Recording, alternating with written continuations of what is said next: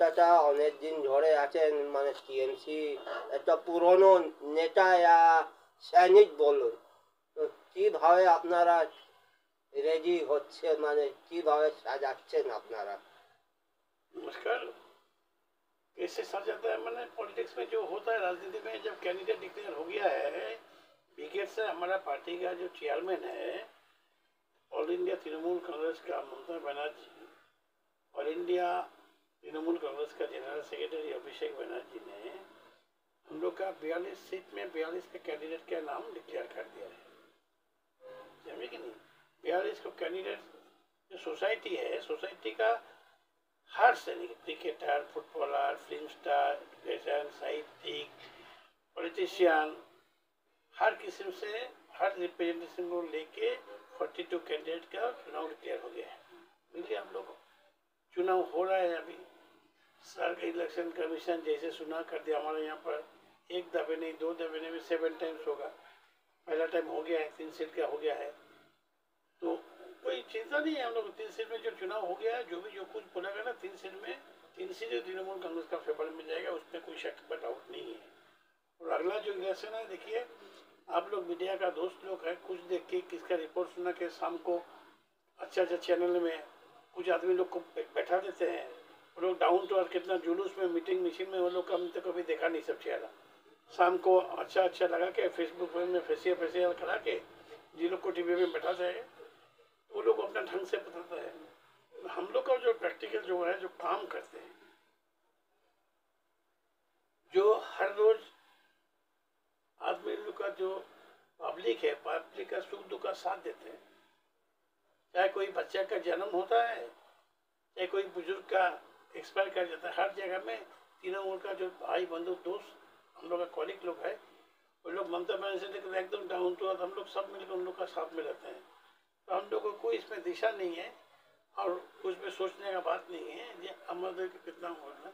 हमारे 42টা सीटर মধ্যে থেকেই আপনি এটা জেনে রাখবেন, সংখ্যা তোকে আমি যাচ্ছি না 42 के জন্য ম্যাক্সিমাম সিট মমতা ব্যানার্জি পেতে বাংলার মানুষ আশা ভরসা যেভাবে রেখে 12 বছর হতে চলছে সরকার চলছে, মমতা ব্যানার্জির দিকে তাকিয়ে মানুষ, বাংলার মানুষ রায় দেবে।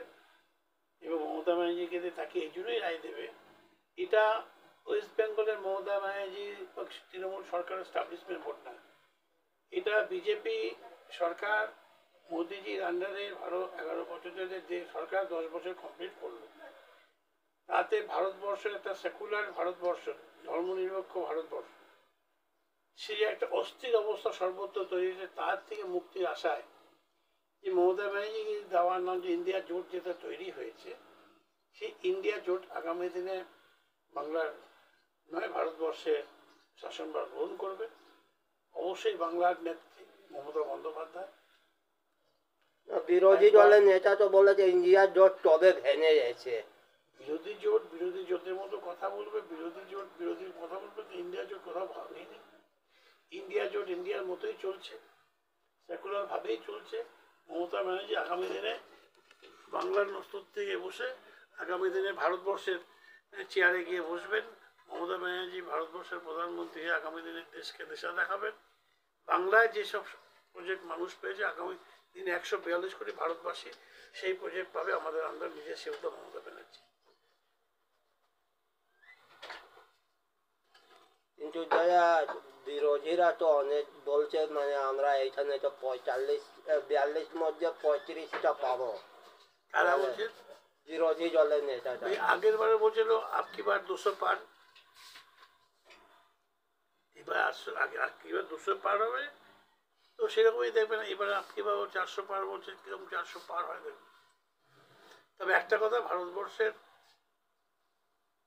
মানুষ এবং এখন মোবাইল, ইন্টারনেট, ফেসবুকে তো সবাই সব খোঁজ খবর রাখে, এটা আগের দিন নেই যে কাশ্মীর টু কন্যাকুমারী খোঁজ সব খবর নিমেষে পৌঁছে যায়। মমতা ব্যানার্জি এখন ন্যাশনাল লিডার, এখন বাংলার নেত্রী নয়, উনি ভারতবর্ষের মানুষ। আমি নানান স্টেটে গেছি, নানান স্টেটে নানান কাজে কমে দিতে হয়, মানুষ বাংলায় মমতা ব্যানার্জির দিকে তাকিয়ে আছেন। আগামী দিনে তার নেতৃত্বে অবশ্যই জোটের সবাইকে নিয়ে ইন্ডিয়া জোটে আগামী দিনে সরকার গঠন করবে, সেটা খালি সময়ের অপেক্ষায় দেখতে পাবেন। হ্যাঁ বলুন। কিন্তু ফার্স্ট ফেজে যা ইলেকশন হলো, কিন্তু অনেক জায়গায় তো গোলমাল হলো। বিরোধী দলরা বলছে যে সব টিএমসি চড়ছে। আমাদের কোনো গন্ডগোল, শুনুন, আমি যখন পরীক্ষায় পাস করবো আমি গন্ডগোল করতে যাবো কেন? পরীক্ষা বন্ধ করবো কেন? আমি তো গ্যারান্টেড, আমি যা কাজ করি সারা বছর ধরে, শুধু ইলেকশনের সময় না, সারা বছর ধরে যেন আমরা কাজ করি, তাতে আমাদের জয় হবেই। তাতে আমাদের গন্ডগোল, যারা জিতবে না তারা গন্ডগোল ক্রিয়েট করে, যেহেতু আমরা বাংলার সরকার আছে, আমাদের অ্যাকাউন্টে দেওয়ার চেষ্টা করে, সেই নিয়েতে আমরা এগিয়ে চলেছি। গত ইলেকশনে তো তাই হয়েছে, তারা কোনো ইলেকশন হয়েছে সবটাই আমাদের, কিন্তু মানুষ, বাংলার মানুষ মমতা ব্যানার্জিতে আশা রেখেছে, ভরসা রেখেছে। এখন তো আমাদের দলের কেমন অভিষেক ব্যানার্জি যেভাবে দায়িত্ব নিয়ে দলকে চালাচ্ছেন, আগামীতে তার ফল নিশ্চয়ই দরকার, এটা নিয়ে কোনো সমস্যা। আচ্ছা দাদা, সাউথ চলচাটাতে আপনি কি কি চড়ছেন, যেরকম আপনি প্রিপেয়ার নিচ্ছেন আপনারা সাউথ চলচাটাতে? সাউথ কলকাতা মালারায় আমাদের পুরনো ক্যান্ডিডেট, রাজনৈতিক দলের দীর্ঘদিনের রাজনীতি করা মানুষ, উনি কাউন্সিলর আছেন, কলকাতা মিউনিসিপ্যাল কর্পোরেশনের চেয়ারম্যানের দায়িত্ব সামাল দিচ্ছেন, এবং উনি যথেষ্টভাবে মানুষের সঙ্গে যোগাযোগ রাখেন, মানুষের সুখ দুঃখে সবসময় সামিল হন, এই জন্য কোনো অসুবিধা নেই। এবার স্টার মার্ক ছিল, এবার ফার্স্ট ক্লাস ফার্স্ট পেয়ে মালারায় সাউথ কলকাতা থেকে নির্বাচিত হবে। কিন্তু দেখা যাচ্ছে কিছু পুরনো কর্মীরা চেপে আছেন, এটা নিয়ে কি বলবেন? না, আছে, এটা নিয়ে কোনো দ্বিমত আছে। এখন আমাদের সংগঠন, আমাদের দলের নেত্রী বলছেন, আমাদের দলের সেনাপতি বলছেন, তারপরে সুব্রত বক্সির মতো গিনিস বুকে রেকর্ডে নাম তোলা আমাদের পার্টির সভাপতি জন্মলগ্ন উনিও বারবার বলছেন যে দল নির্বাচিত করেছে জনপ্রতিনিধি, এমএলএ, এমপি, কাউন্সিলরদের, দল সাংগঠনিকভাবে যাদের দায়িত্ব দিচ্ছে, ছাত্র, যুব, মহিলা, মাদার, যৌথ নেতৃত্বে চলবে। যেখানে যৌথ নেতৃত্ব চলছে সেখানে অসুবিধা, যেখানে যৌথ নেতৃত্ব চলছে না সেখানে অসুবিধা হচ্ছে। দলটা তো সবার, দলটা তো কারুর একার নয়। দলের তো কোনো বলা হয়নি যে যিনি এমএলএ, কাউন্সিলর, চেয়ারম্যান উনি ওনার পরিবারকে নিয়ে থাকুন। দলকে সবাইকে দেখার দায়িত্ব দলের তরফে তাকে দিয়েছে, যেখানে দিয়েছে কোনো অসুবিধা নেই, যেখানে দিয়েছে সেখানে অসুবিধা হচ্ছে হবে। এইসব জন্যেই তো জলে মানে অনেক নেতারা বেরিয়ে যাচ্ছেন, তাহলে জলের কোনো ক্ষতি হবে না? এটা হয় সাংগঠনিকভাবে, যদি মানুষ মর্যাদা নাম্বার খুঁজ না, তার তো একটা এফেক্ট নিশ্চয়ই পড়ে।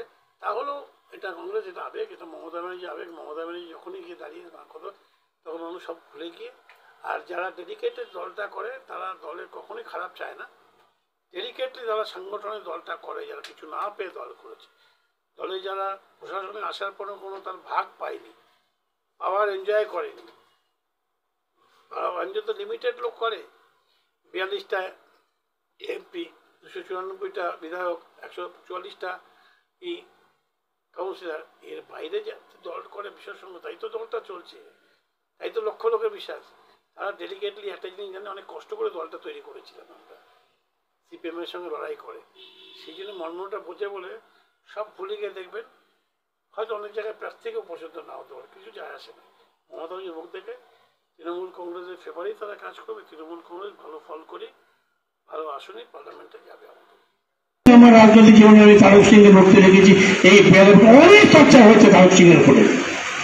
অঞ্জন একটুখানি কাজ করছিল, কতটুকু যাই না। আমি আমার পরের জন্য যে যারা আছে তারা কি তারক সিংকে চেন, আমরা যে তারক সিংকে দেখেছি, আপনারা যারা নতুন প্রজন্ম তারা সেই তারক সিংকে দেখেন।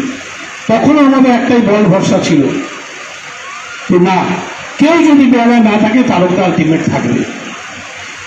কিন্তু আজকের দিন আমি এখানে ডিভাইন ভাষায় আর কি বলতে দিই, অনেক বড় বড় নেতারা মনে কাজ করেছি, তাদের সঙ্গে কাজ করেছি। আজকে বেহালা যেখানে দাঁড়িয়ে আছে, অবশ্যই তারকদের মধ্যে একজন নেতা দরকার, বেহালাকে বাঁচাতে, বেহালাকে বাঁচাতে, বেহালাকে বাঁচাতে। বেহালার কোনো নেতা নেই। তাই আমি এই আপনার তারকা জানা থাকবে আমি জানি, আমি কাউকে ছোট না বলেই বলছি, যে যার জায়গায় ঘর করে, যে যার জায়গা পেলে সবাইকে ভুলে যায়, এটা ঠিক নয়। আমরা সহকর্মী, আমরা বন্ধু, আমরা একসঙ্গে কাজ করবো। অনেক